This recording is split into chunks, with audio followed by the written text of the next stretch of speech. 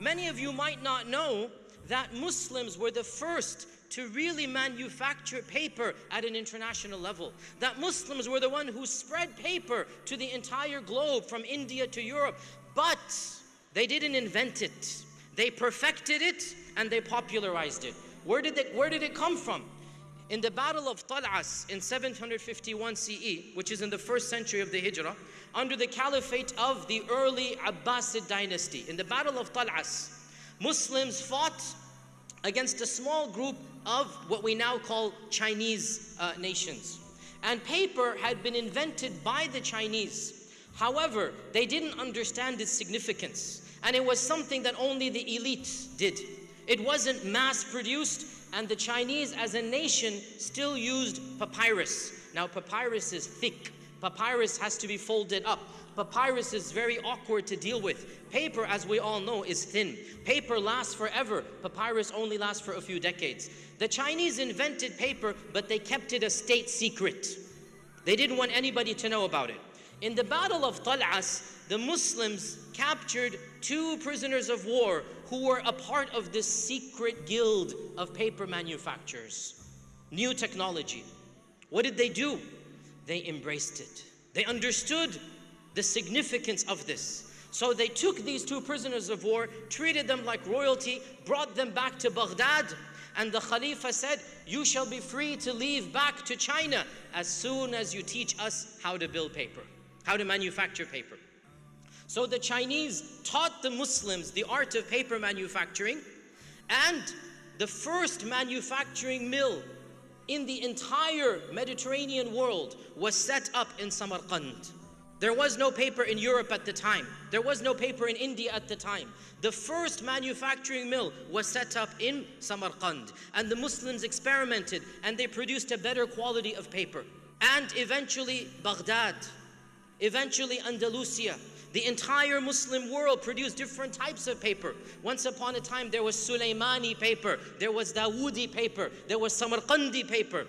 And by the way, the ancient Chinese, they used to call paper kaghaz. And us Pakistanis, we preserve the heritage and we still call paper to this day kaghaz. This term is ancient Chinese. So we still call paper kaghaz from the ancient Chinese to show you where it actually came from. Eventually the government, the Islamic government, adopted paper as its official means of communication. So paper spread throughout the Muslim land, from Andalusia on the one side, on the west, all the way through Algeria, Morocco, Egypt, all the way through Arabia, Damascus, Syria, Palestine, Iraq, all the way down to the borders of what is now China, Uzbekistan, Tajikistan. Paper became the norm, and with paper, what comes with paper? Books, education, universities, institutions, libraries, because paper is the medium of education. And it is not a coincidence that Islamic science has flourished, the writing of books flourished, scholarship flourished when paper was discovered. And with paper came, as I said, the largest universities in the world. The first universities and the largest libraries were Islamic libraries. And the fact of the matter is that Muslims were the first to have something that we now understand as being a university. And this is not a braggadocio claim. It is a claim that has been documented by researchers. A famous scholar, George Makdisi, has an entire book called The Rise of Colleges in Islam. You can find it on Amazon. And in it he documents the first colleges and the first universities were those produced by the Muslims. The notion of adults getting an education was something that Islam did. And of course, it's not a coincidence. All of this is happening with the medium of paper flourishing. The West eventually discovered paper. In the first crusade and the second crusade, when they entered Jerusalem and they found the Muslims with paper, they brought it back to Europe. And Europeans, their appetite was whetted for paper. Where do we get paper from? And when they conquered Andalusia, they found the first paper printing presses they had ever seen in their lives, the first paper manufacturing mills. And this is an interesting fact of history. They expelled all the Muslims of Andalusia except for a handful who could teach them sciences they didn't know. And of those sciences they didn't know, how to make paper. So of the Muslims who were forced to remain were those who owned the paper manufacturing mills, those who knew the art of paper. And from Andalusia, Europeans acquired the art of making paper. And it spread throughout all of Europe until eventually they set up paper mills in Italy. And guess what? The Europeans started making better paper than the Muslims. For 200 years, paper was sold to Europe.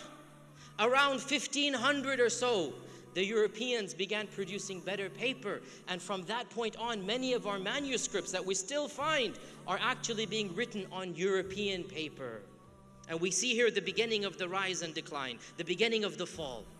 Paper is coming from Muslim lands to Europe, 1300, 1400. Around 1450, 1500, what happens? The Europeans discover better ways to make paper, better quality paper, stronger paper. So what happens? They begin selling to Muslims. You see the tides of change slowly coming along. And Europe excels in the art of manufacturing paper. Eventually, of course, paper also moves to India in the 13th century. Now, paper is always a sign of civilization and education. Not coincidentally, when paper flourishes in Europe, what happens? The rise of knowledge. The Protestant Reformation, the Renaissance, all of this is happening around the same time that paper is being introduced to Europe. And Europeans have a surplus of paper. And when you have a surplus of a commodity, what happens? You begin thinking what to do with it. What can we do? How can we better utilize what we have in excess of? And therefore, not coincidentally, around 1450, who comes along? Johannes Gutenberg, the inventor of the printing press. And the printing press is considered to be one of the most important technological advancements in the history of humanity, along with the wheel. Basically, number two is the printing press. Because with the printing press, what happens? Well, you can mass produce books. And with mass producing books, you are teaching a generation of people knowledge. They don't have to write an entire book by hand. Before the printing press, if you wanted to buy Tafsir ibn Kathir, if you wanted to purchase Sahih al-Bukhari, guess what? You had to sit down and write it cover to cover. Obviously, that's not easy to do, is it? With the printing press, you can mass produce thousands of books everybody reads. And with the printing press, education, technological advancements, everybody, Isaac Newton, his book on on nature and on science became an instant bestseller. And this is in the 1500s. When the average person is reading Newton, what happens? The bar is raised. Knowledge becomes an easy commodity. And when everybody's knowledgeable, the bar continues to rise. Now, we have the advent of the printing press. This is the second technological achievement we're going to talk about. When the printing press is introduced to Muslim lands, what happens now? This is where we see the alternative model. And that is the bubble. That is the shutting off. 600 years earlier, when paper was introduced, the Muslims embraced it. They Islamicized it. They made it a part of their curriculum. Everything is written on paper after 750 CE. 150 Hijrah, everything is written on paper. Before 150 Hijrah, everything's written on papyrus and vellum and leather. After 150, everything is paper. They embraced it. Now what? The printing press is invented, 1450. Muslims hear of the printing press, but now they have a 1,000-year history. Now they think that they know everything. Now they're not interested in change. So what happens? Many of you are not aware of this. When the Muslims first heard of the printing press, they banned it. They prohibited its importation into Muslim lands. They said this is something the kuffar have invented. We didn't invent it, it can't be good. And any printed book was banned. So much so that in 1485, the Ottoman Sultan Bayezid II said anybody who's discovered with a printing press or a book will be sent to jail. And the decree became even worse. In 1515, Sultan Salim I said anybody who was found with an Arabic book that is printed on a printing press shall be executed. The punishment for owning a book that was printed was death. Why? There's a lot of reasons. My time does not allow me to go into all of them. But one simple reason. They did not want change. They wanted to somehow oppose modernity. They wanted to live in a shell because they were so confident our ways are the right ways. We are the right religion. We have the true teachings of the Prophet ﷺ, so we don't care if they invented paper or the printing press. We're not going to take it. It was enthusiasm that was misdirected. Yes, we are the ummah of the Prophet ﷺ. Yes, we are Muslims. But where does Allah tell us not to accept modernity? Where does Allah tell us don't accept technology? But there was a sense of supreme power. There was a sense of arrogance. There was also a fear of the printing press. Everybody's going to start reading. What's going to happen? There will become Sheikh Google and Mufti Wikipedia, as we're now scared of in the internet era, right? You ask Sheikh Google for your fatwas. There's a fear of change. So what did the Muslims do? They banned it. In the meantime, books are flourishing in European lands. Thousands and thousands of works. Not coincidentally, Martin Luther's Reformation utilizes the printing press. He prints the Bible in German for the people to read, because before this time, the church had banned the reading of the Bible. The Renaissance is coming right after this, challenging scriptures, interpretation that the earth is flat and the sun is going around the earth, and all of these changes that the church had put on the people. Scientists come along and challenges, Galileo and Newton and all of these people. Thinkers come along that change and challenge the political structure. What happens? The entire theocratic state, the entire dominion of the church collapsed completely, because education was too powerful, and ignorance is bound to lose over education. So Europe was forced to change, and the church was forced to cut itself.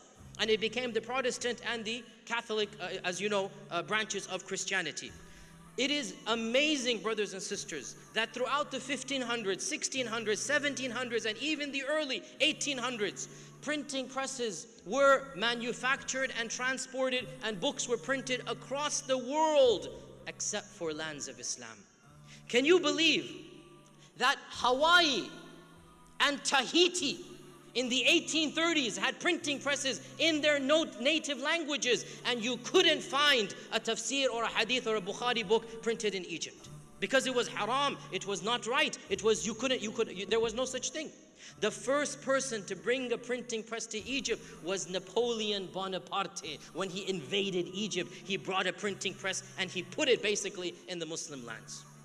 It was forced upon the Muslims. The Ottoman Empire collapsed. Egypt was cut away, as you know, by Muhammad Ali. So many changes came along. Eventually, the Muslims were forced to accept the printing press. And the first printing press was around 1840, 1850, 1860, around the Muslim world. And this is why if you go to any Islamic library, you're not going to find a printed book in Arabic in the 15, 16, 1700s. You'll find plenty of books in English, plenty of books in Latin, plenty of books in Swahili and in Hebrew and in the language of Hawaii. I don't know the language of Hawaii, whatever it is, but you'll find books printed in that language. But you won't find books printed in Arabic. Why? Because we were too scared of modernity. And we thought that if we allow the printing press in, it's going to corrupt the minds of our youth. But what happened? Eventually, modernity was forced upon us because we were too scared to embrace it. And when that did happen, it was too late. Within a few decades, the Ottoman Empire collapsed. After that, the Sykes-Picot Agreement carved out the nations that we all know of the Ummah. We had one Ummah, now we have, mashallah, 60 members of the OIC. All of this came about. I'm not blaming entirely on the printing press, of course not, brothers and sisters, but I'm saying there's a mentality that is reflected. There's a mentality that is reflected that the Muslims were so confident of their cultural heritage that they mixed up religious glory with cultural glory. Yes, we're supposed to be proud we're Muslims. Of course we are. Yes, we're supposed to be thankful that Allah gave us the Quran and Sunnah. But where does the Quran and Sunnah oppose modernity and change? Yes, we're not going to change belief in Allah, but paper and the printing press? Come on. So the Muslims could not distinguish between that which should not change versus that which must change.